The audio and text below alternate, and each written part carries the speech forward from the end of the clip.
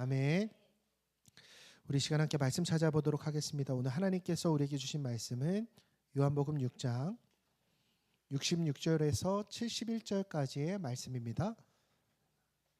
요한복음 6장 66절부터 71절까지의 말씀.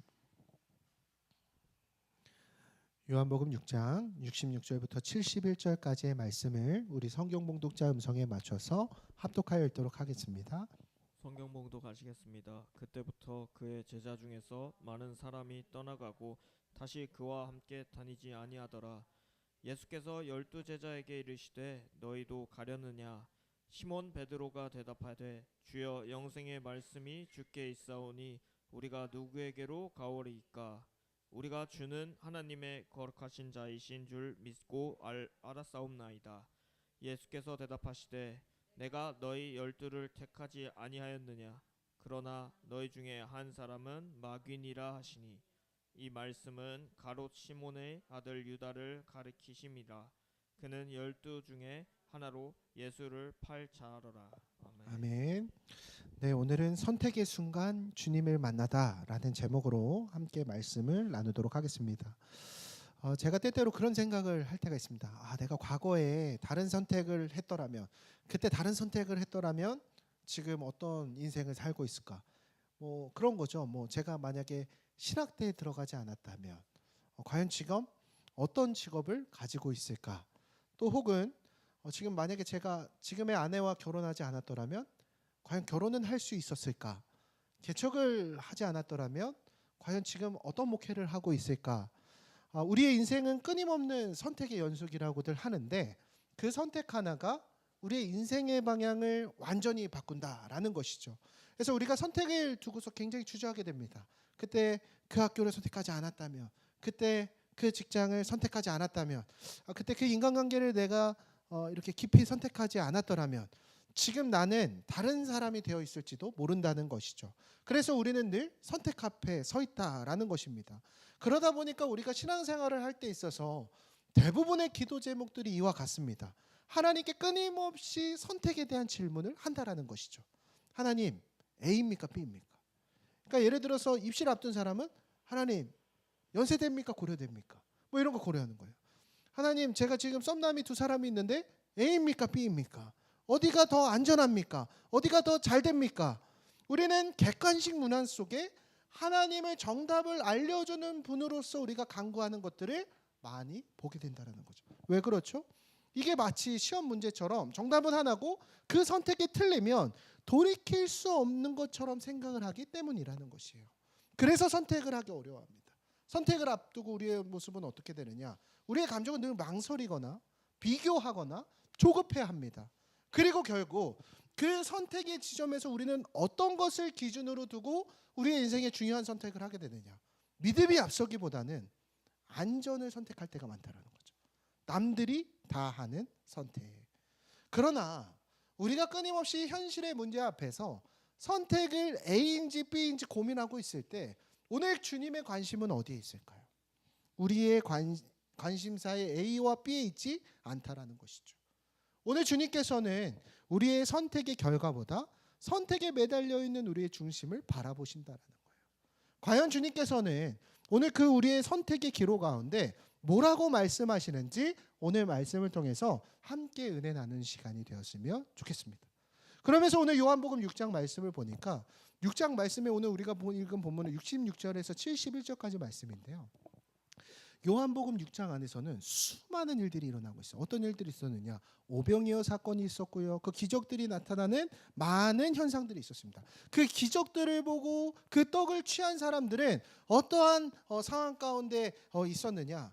그 예수님을 따르는 허다한 무리들이 생기게 된 것을 볼 수가 있습니다. 그래서 예수님이 가시는 공생의 사역마다 수많은 사람들이 예수님의 뒤를 쫓으면서 예수님을 통한 떡, 예수님을 통한 기적, 예수님을 통한 유익들을 구하고 있는 것을 볼 수가 있죠. 그런데 그 수많은 기적과 은혜의 순간들에 대해서 예수님께서 해석을 하시는 장면이 오늘 본문 가운데 말씀이죠. 예수님이 말씀하시는 거예요. 내 살을 먹고 내 피를 마시라. 근데 지금 여기서 예수님께서 하시는 말씀에 대해서는 여러분 그 예수님께서 주시는 기적과 은혜에 예수님께서 은혜를 해석하시는 것이 아니라 그 정체성을 드러내는 말씀을 하고 계시더라고요. 너희는 떡을 원하는 자들이냐? 아니면 진짜 구원을 원하는 자들이냐? 너희는 기적을 원하는 자들이냐? 아니면 복음을 통한 생명을 원하는 자들이냐라고 예수님이 물어보고 계시는 것이 바로 6장 하반절의 내용이라는 것이에요. 근데 예수님께서 기적과 떡 그들에게 보여지는 눈에 보이는 유익들을 줄 때는 수많은 사람들이 따랐었는데요. 오늘 이 하반절에 이르러서는 예수님께서 그들의 정체성을 질문하고 계실 때는 많은 사람들의 반응이 어땠습니까? 떠나는 것을 볼 수가 있습니다. 왜 그럴까요? 말씀이 어려워서가 아니에요. 그 예수님의 질문을 통해 자기들의 정체성이 무엇인지가 드러났기 때문입니다. 그들은 예수님을 따르는 자들이 아니라 그들은 예수님을 이용하는 사람들이었다는 것이 들통났기 때문에 예수님을 떠났다라는 것이죠. 이것은 곧 우리에게 무엇을 보여주느냐?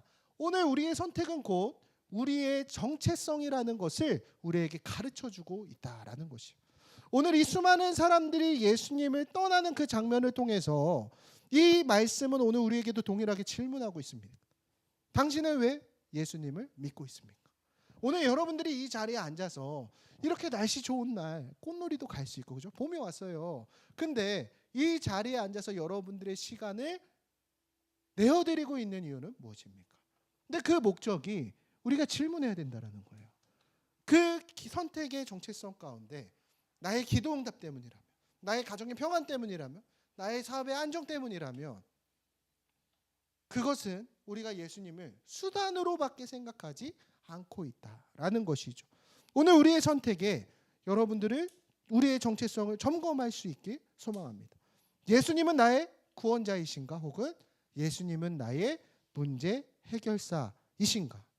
오늘 그 선택의 순간 우리의 정체성을 발견할 수 있는 저와 여러분들에게 간절히 소망합니다. 우리 66절의 말씀 같이 한번 읽어보도록 하겠습니다.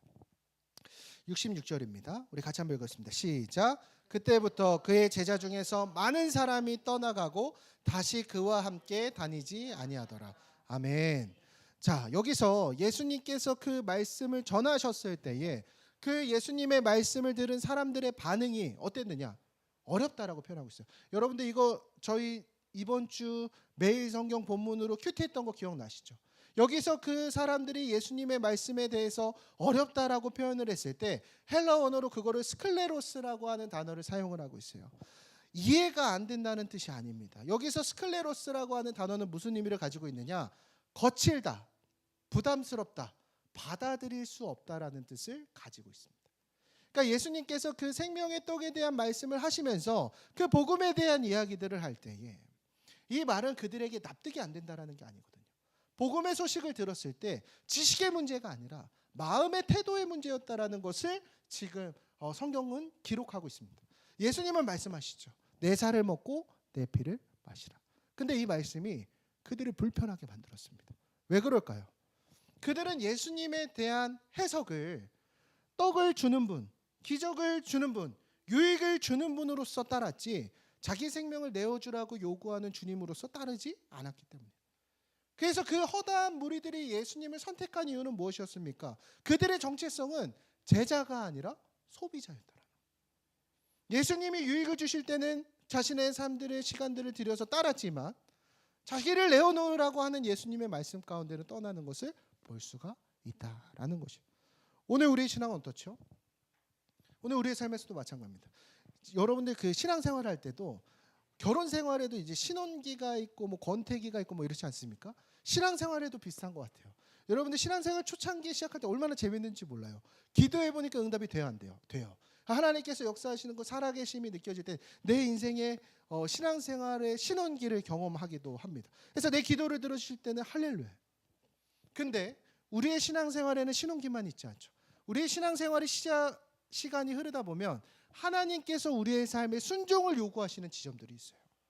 말씀이 우리에게 늘 축복만을 주는 것이 아니라 우리의 삶 가운데 우리의 삶을 고난의 길로 때로는 연단의 길로 훈련의 과정으로 십자가의 길로 인도할 때가 있어요. 그래서 말씀이 우리의 계획을 멈추게 할 때도 있고 내 욕망을 꺾고 나의 안전을 심지어 흔들기까지 할 때가 있습니다. 그때 우리의 반응은 어떻게 반응하고 있냐라는 거예요. 오늘 우리의 선택은 우리의 정체성을 드러낸다라는 거죠.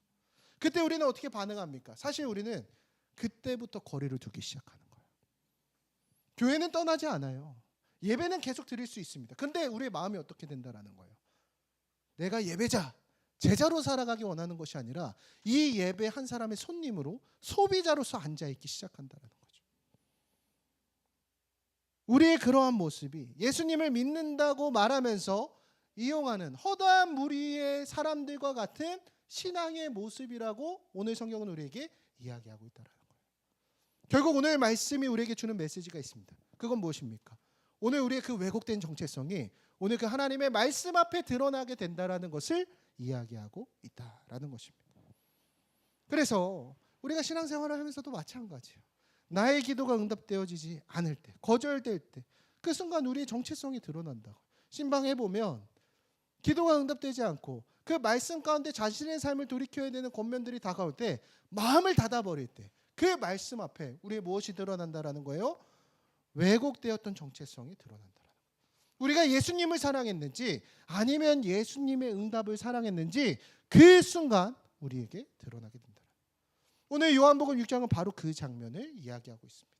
그러나 예수님의 반응은 어떻습니까? 여러분, 예수님의 목적은 어디에 있었는지 아십니까? 예수님의 사역의 목적은 사람을 모으는 데 있지 않았습니다. 사람을 가르치는 데 있었죠. 오늘 하나님의 말씀은 사람을 모으는 데 그 목적이 있지 않습니다. 오늘 그 하나님의 말씀은 우리의 영혼을 드러내는 기능에 더 가까워져 있습니다. 오늘 이 말씀은 오늘 우리의 왜곡되었던 정체성을 해 뒤집어줘야 된다는 거예요. 내가 하나님을 사랑하기보다 그 하나님으로부터 오는 떡을 바라는 우리의 왜곡되었던 정체성이 오늘 말씀을 통해서 오롯이 드러나는 것이 오늘 말씀을 통한 능력인 줄 믿습니다. 여러분들 제가 미국의 한 성경학자 에드워드 웰치의 책에 인용하려고 합니다. 이 큰 사람 작은 하나님이라는 책에서 에드워드 웰치는 이렇게 이야기합니다. 사람이 커지면 하나님은 작아진다. 우리가 신앙생활하면서 하나님을 부인하지 않는다라고요. 근데 우리의 삶의 우선순위에서 하나님을 점점 어떻게 만든다라는 거예요? 축소시키고 작게 만든다라는 거예요. 그 순간 하나님은 작아지고 우리의 욕망은 커지기 시작한다라고 에드워드 웰치는 이야기하고 있습니다. 우리의 현실을 크게 볼수록, 우리의 문제를 크게 볼수록 하나님의 자리는 점점 우리의 마음의 중심에서 어떻게 된다라는 거예요? 작아지기 시작한다라는 거예요. 내가 성공을 바라볼수록, 나의 욕망을 키우면 키울수록 그 하나님의 자리는 점점 작아져 버리고 그 순간 우리의 인생의 선택은 어떻게 된다라는 거죠? 완전히 왜곡되어져 버린다라고 이야기하고 있다라는 거예요. 그래서 이 장면이 창세기 13장 말씀에 나옵니다. 여러분들 그 아브라함과 롯이 땅을 선택하는 장면에서 아브라함이 그 선택의 몫을 롯에게 넘겨줍니다. 네가 좌하면 나는 우할 거고 네가 우하면 나는 좌할 거야. 너 무엇을 선택할래? 그때 롯이 요단 땅을 이렇게 쭉 돌아보는데 어떤 땅을 선택하죠? 땅이 비옥하고 보기에 좋았던 소돔과 고모라 땅을 선택을 하게 됩니다. 근데 롯이 그 소돔과 고모라 땅을 볼 때 그때 그 동산을 바라볼 때 감정을 성경은 뭐라고 기록하고 있냐? 이렇게 기록해요. 그 땅을 바라보면서 여호와의 동산 같고 애굽 땅 같았더라. 에덴 동산 같았다라고 이야기하고 있다는 거예요. 천국과 같았다라고 이야기하고 있었다라는 거예요. 소돔과 에덴이 같은 등급으로 보였다라는 거예요. 왜 그렇습니까? 자신의 눈에 보이는 욕망이 커지기 시작하니까 하나님이 작아 보이기 시작했다라고 우리는 볼 수 있다라는 거죠. 이처럼 선택은 그냥 우리의 감정이나 그 당시의 상태를 드러나는 것이 아니라 무엇을 드러내느냐? 정체성을 드러낸다라는 거예요. 말씀이 내 욕망보다 클 때 우리는 하나님보다 나의 욕망과 나의 정욕을 선택할 수밖에 없다라고 오늘 성경은 우리에게 이야기합니다. 그래서 그 욕망이 우리의 삶에서 점점 커지기 시작할 때 우리의 마음의 곁은 하나님으로부터 점점 멀어질 수밖에 없다라는 것입니다. 결국 오늘 우리의 선택의 여정 가운데 오늘 우리의 정체성을 성경은 이야기하고 있습니다. 오늘 말씀을 통해 우리의 왜곡되어 정체성이 드러나게 될 때 오늘 우리의 선택의 기준은 무엇이 되어져 있습니까? 말씀이 내 욕망보다 크면 우리는 하나님을 붙들 수 있습니다. 그러나 욕망이 말씀보다 크면 우리는 하나님의 곁을 떠날 수밖에 없는 죄인이라는 것입니다. 오늘 우리 여러분들의 선택은 어떻습니까? 나의 인생의 순간 가운데 나의 진로에 대해서, 나의 연애에 대해서, 나의 공동체들을 선택하는 것들에 대해서, 이해하지 않는 일들에 대해서 우리의 선택의 기준은 어떻게 되어져 있습니까? 하나님이 크게 보입니까? 문제가 크게 보입니까? 욕망이 크게 보입니까? 아니면 복음이 크게 보입니까? 오늘 그 말씀 앞에 오늘 우리의 정체성을 점검할 수 있는 저와 여러분이 되길 간절히 소망합니다. 오늘 본문에 모인 사람들이 그렇게 떠나게 됐어요. 예수님 곁에 많은 사람들이 떠나게 됐을 때 모두가 다 떠났을까요? 그렇지 않았습니다. 그 욕망을 바라보며 주님의 곁을 떠난 사람들이 있는 반면에 주님을 크게 봤던 사람이 있었습니다. 어떤 사람이었을까? 오늘 본문 들어와서 67절의 말씀 우리 같이 한번 읽어보도록 하겠습니다. 시작. 예수께서 12제자에게 이르시되 너희도 가려느냐. 아멘. 여러분들 누가 남았어요? 12제자가 남았습니다. 그 수많은 사람 중에 12제자가 남게 되었어요. 욕망보다 주님을 크게 봤던 사람들. 근데 예수님이 물어봐요. 야, 너희는 남아줘. 이게 아니죠. 설득하고 있지 않아요. 질문하십니다. 왜 그럴까요? 오늘 우리의 인생의 선택은 강요로 이루어지지 않기 때문에. 해서 제가 신방을 하면서도 여러분들에게 답을 강요하잖아요. 영주야, 너 헤어져야 돼. 막 이렇게 얘기하지 않잖아요. 너의 선택이야. 너가 거룩한 것을 선택했으면 좋겠다. 여러분, 선택은 강요로 이루어지지 않습니다. 그러나 주님은 이렇게 말씀하세요. 요한복음 6장 63절 말씀이에요. 우리 같이 한번 읽어보도록 하겠습니다. 시작. 살리는 것은 영이니 육은 무익하니라. 내가 너희에게 이른 말은 영이요 생명이라. 아멘. 여러분, 주님이 이렇게 말씀하세요. 육은 무익하다. 육은 무엇을 의미할까요? 육은 우리의 인간적인 계산, 우리의 이성, 우리의 조건, 우리의 합리성, 우리의 상식에 대해서 이야기하고 있습니다. 여러분, 이것을 통해서는 주님께서 우리에게 구원, 그 생명을 얻을 수 있다라고 말씀하세요? 없다라고 말씀하세요? 없다라고 말씀하세요. 그러나 우리는 선택의 문제에 있어서 무엇을 통해서 우리의 선택의 기준들을 세우려고 합니까? 인간적인 계산, 이성적인 조건, 어떤 상식, 이것을 통해서 우리는 좋은 선택을 하려고 한다라는 거예요. 그러나 주님은 그 선택의 기준에 있어서 육은 무익하다라고 우리에게 말씀하고 계시다라는 것이에요. 오늘 말씀을 들을 때 이 말씀도 마찬가지예요. 우리가 말씀에 순종하다는 것이 이성으로 되는 일입니까? 상식적인 일이에요? 그렇지 않거든요. 우리의 신앙이 커질수록 우리가 그 신앙생활을 통해 우리의 삶을 헌신하여 내어드리기 시작하고, 시간을 내어드리기 시작하고, 재정을 내어드리기 시작하는 그 모든 순간순간들이 전혀 세상 사람들이 볼 때 상식적이지 않죠. 그래서 영조가 이렇게 신앙생활 열심히 하면서 주일마다 주일 성수를 하기 시작하고, 제자 훈련하기 시작하고, 신앙의 언어들을 말하기 시작하니까 주변 친구들에게서 반응이 나오기 시작해요. 또 광신도야? 그러니까 이런 것들이 이제 이성적이지 않다라고 세상 사람들은 바라보기 시작한다는 거예요. 여러분들, 오늘 말씀은 우리의 마음 가운데 찔리게 한다라는 거죠. 말씀을 듣고 불편해. 근데 어떤 사람들은 말씀을 듣고 불편해합니다. 근데 어떤 사람들은 말씀을 듣고 찔려서 회개합니다. 여러분, 결국 우리의 이 말씀이 우리의 마음 가운데 찔림으로 다가올 때 그 찔림은 무엇입니까? 은혜입니다. 근데 우리가 불편함으로 반응하는 것은 하나님의 말씀에 거절하는 것이에요. 차이는 무엇이죠? 결국 우리가 성령의 말씀 가운데 어떻게 반응하느냐라는 거예요. 우리가 그 하나님의 말씀의 찔림에 붙드는 사람은 말씀을 기준으로 선택의 방향을 정한다라는 거예요. 떠나는 사람은 말씀이 기준이 아니라 우리의 유익을 기준으로 삶의 방향을 전한다라는 거예요. 결국 이 제자들의 선택, 그리고 무례들의 선택을 대조함을 통해서 오늘 성경의 말씀이 우리에게 주는 메시지는 무엇입니까? 오늘 우리의 선택이 삶의 방향을 만든다라는 거예요. 여러분들, 아까 전에 아브라함과 롯을 대조했는데 롯은 유익을 보면서 선택했죠. 그 삶의 방향이 결국 무엇을 낳았습니까? 소돔과 고모라 방향이었습니다. 오늘 베드로는 여러분들 그 예수님의 곁에 남는 선택을 하죠. 너희도 떠나려느냐. 주님, 제가 어디로 가겠습니까? 베드로는 무엇을 선택했죠? 말씀을 붙들었습니다. 그러자 그의 삶의 방향이 어디로 향해 나아갑니까? 십자가를 향해 나아가는 것을 볼 수 있습니다. 오늘 우리의 인생의 선택, 육을 선택하는 이성과 상식의 생각들은 결국 그 끝에 무엇의 결과들을 낳는다라는 거예요. 그 세상의 끝에 영원한 심판으로 향하는 길을 방향으로 나아가는 것을 볼 수 있지만, 말씀과 주님을 붙드는 삶의 방향은 결국 십자가요 구원의 생명의 길로 나아가는 것을 오늘 우리에게 보여주고 있다는 것입니다. 오늘 너희도 가려느냐라고 하는 그 인생의 방향을 물어보시는 주님의 질문은 오늘 우리에게도 이렇게 물어보고 있습니다. 너는 어디로 나아가고 싶냐? 이해되지 않으면 떠날 것이냐? 너 그렇게 손해 보이는 것들 다 계산하면서 그만둘 거냐? 조건 안 맞으면 물러날 거냐? 우리는 질문해야 됩니다. 주님, 우리가 어디로 가야 될까요? 그러면 예수님 우리에게 이렇게 답하실 것입니다. 너는 무엇을 기준으로 살아가길 원하냐? 오늘 이 질문이 오늘 우리의 선택에 있어서의 본질이라는 것이죠. 사랑하는 여러분, 여러분들은 직장을 선택할 때의 기준이 있습니까? 여러분들이 인간관계를 선택할 때의 말씀이 기준되고 있습니까? 연애할 때 신앙보다 연애가 후순위로 되어져 있습니까? 여러분들의 삶이 힘들 때 계산을 하는 것이 먼저입니까? 기도를 하는 것이 먼저입니까? 살리는 것은 영입니다. 육은 무익하다라고 주님이 말씀하고 계시다라는 거예요.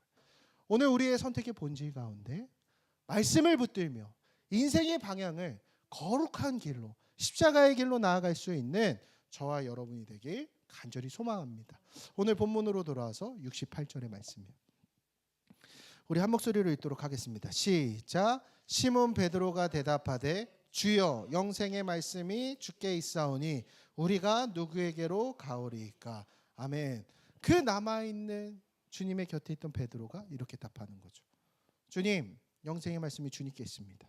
우리가 누구에게로 갈 수 있겠습니까? 여러분, 근데 이 고백은 어떤 감동을 해서 주님 앞에 고백하는 것이 아니라 절박한 고백을 담고 있는 거예요. 이거는 내가 주님을 택하겠습니다라고 하는 결단이 아니라 베드로는 지금 주님, 우리는 주님밖에 없습니다라고 하는 선택이 아닌 완전한 항복의 고백을 지금 내어드리는 것을 볼 수가 있습니다. 이처럼 진정한 믿음의 고백은 우리의 삶이 평탄할 때 나오는 것이 아니라 모든 것이 다 떠나고 우리가 주님만을 선택했을 때, 손해를 감수하면서 주님만을 선택했을 때 남는 자의 고백, 그 완전한 항복의 고백이 나오는 줄 믿습니다. 마찬가지입니다. 제가 이 말씀을 전하면서, 오늘 말씀을 전하면서 참 마음의 찔림과 무거움이 있었던 감정이 있었습니다. 그건 뭐냐면, 제가 이제 목회를 하면서 때로는 제 마음 가운데 그 선택을 두고 조급해질 때가 있고 망설여질 때가 있고 계산할 때가 있더라고요. 예를 들어 이런 거예요. 제가 이제 아는 가까운 목사님 뭐 엄청 좋은 교회에 이렇게 부단임 목사로 이렇게 가가지고 이렇게 목회를 하면서 목회에 대한 뭐 실무적인 영역들, 스킬적인 영역들이 막 이렇게 많이 늘었다는 얘기들을 듣고 많이 배운다는 얘기들을 들으면서 때로는 마음 가운데 그런 조급함이 있는 것 같아요. 나는 여기서 도태되는 거 아닌가? 나는 여기서 내 가족들 고생시키는 거 아닌가? 지금 내 선택이 미련한 거 아닌가? 때로 그런 생각들이 들 때가 있어요. 작년에 한 해 동안의 인생에 정말 셀 수 없는 수많은 고난들이 이렇게 중첩되는 것들을 경험을 하게 되면서 참 많이 그런 생각들을 했던 것 같아요. 그런데 그럼에도 불구하고 제가 이 자리를 붙드는 이유는 제가 대단해서가 아니거든요. 베드로와 같은 고백을 하는 거예요. 완전한 항복. 주님, 나는 주님을 붙드는 것밖에 할 수 없습니다. 그런데 그 완전한 항복으로 주님 앞에 반응하게 될 때 하나님께서 저희 안에 열매 맺게 해 가시는 것들을 바라보게 하시더라는 거예요. 이 복음 안에 생명이 있다라는 것을 오늘 바라보게 하신다는 거예요. 하나님 앞에 완전한 항복으로 반응하기 시작할 때 그 안에 복음을 통한 생명이 움트는 것들을 바라보게 하신다라는 거예요. 그래서 저는 떠날 수가 없는 거예요. 주님, 영생의 말씀이 주님께 있는데 제가 어디로 가겠습니까? 그렇습니다. 오늘 우리의 믿음의 증거는 언제 드러나게 됩니까? 진짜 우리가 삶에서 손해보고 깨지고 그 남은 것들이 없을 때 진짜 믿음의 증거는 지속성에 있는 거예요. 내가 여전히 믿음의 자리를 붙들고 있는가? 과거에 믿었다가가 아니라 지금도 붙들고 있는가? 그리고 그 붙드는 이유가 나의 유익이나 당장의 어떤 나에게 오는 이득이 있는 것이 아니라 생명이 있기 때문에 내가 바라보고 있는 거예요. 우리가 이 고백들이 나타나기 시작할 때 교회에 오는 이유가 바뀌기 시작하는 거예요. 사람이 좋아서, 아니면 교회 프로그램이 좋아서, 목사님이 진짜 잘생겼어, 목사님 찬양 잘해서 뭐 이런 이유로 교회 오는 것이 아니라 생명의 근원이 이 자리에 있음을 알고 우리가 그 말씀을 붙들기 위해서 이 자리 가운데 나올 수 있다는 거죠. 결국 오늘 말씀은 우리에게 질문하고 있습니다. 오늘 여러분들의 삶이 여러분들의 기대와는 달리 신앙생활을 하면서도 수없이 고난을 당하고 내 인생에 어그러지는 것 같고 방황하는 것 같을 때 그 무너뜨린 자리 가운데도 주님의 말씀을 붙들 수 있겠는가? 그 믿음으로 말미암아 나의 삶의 유익이 아닌 고난의 순간 가운데서도 주님의 몸된 십자가를 우리는 붙들고 있는가? 결국 믿음의 사람의 선택은 우리에게 더 이득이 되는 선택, 더 좋은 길을 찾는 문제가 아니라 더 분명한 기준을 세우는 문제라는 것을 성경은 우리에게 가르쳐주고 있다는 것이죠. 결국 아브라함도 그렇게 결정을 했습니다. 그래서 그가 가나안 땅으로 나아갈 때 목적지를 몰랐지만 약속을 붙드는 거죠. 방향은 불분명한 거예요. 어떠한 결과가 나올지 몰라요. 그러나 기준은 분명해요. 하나님의 말씀. 그러나 부자 청년 보세요. 예수님이 와서 내가 그 모든 율법들을 다 지켰는데 내가 무엇을 해야 됩니까? 주님께서 말씀하시죠. 내 소유를 다 팔아 그 반을 가난한 이웃들에게 나눠주라.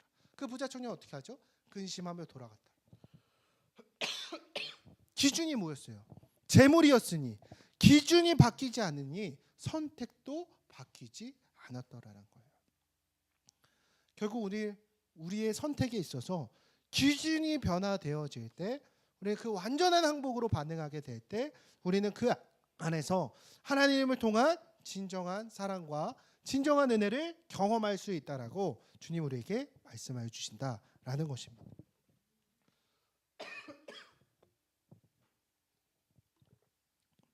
말씀을 정리하려고 합니다. 오늘 우리는 우리의 선택에 있어서 우리의 선택의 기준을 무엇으로 삼고 있습니까? 결국 주님은 우리에게 말씀하시는 거예요. 그 선택 속에서 우리는 복음을 기준으로 선택하고 있는가? 아니면 나의 유익, 나의 계산, 나의 상식을 통해 나는 선택하고 있는가? 여러분들 마음의 그 선택을 생각해 보세요. A냐 B냐? 어디가 더 잘 될까요? 어떤 게 더 성공할까요? 어떤 게 더 유익할게요? 그러나 여러분의 선택의 순간 이렇게 기도하기를 원합니다. 주님, 우리가 무엇을 선택하든 어디에 있든 주님을 기준으로, 말씀을 기준으로, 복음을 기준으로 선택하겠습니다. 우리 베드로의 고백을 함께 고백합시다. 다 같이 따라해보세요. 영생의 말씀이 주께 있사오니 우리가 누구에게로 가오리이까? 여러분, 결과를 기준으로 삼지 맙시다.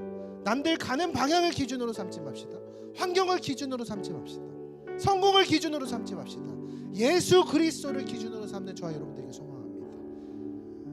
그 생명의 진리가 그 그리스도만 선택할 때에 나온다라는 거예요. 오늘 우리의 삶의 고백이 베드로의 고백이 되길 간절히 소망합니다. 이 시간 우리 주님 말씀하시면 아까 찬양했는데요. 오늘 우리의 취업의 문제, 연애의 문제, 주님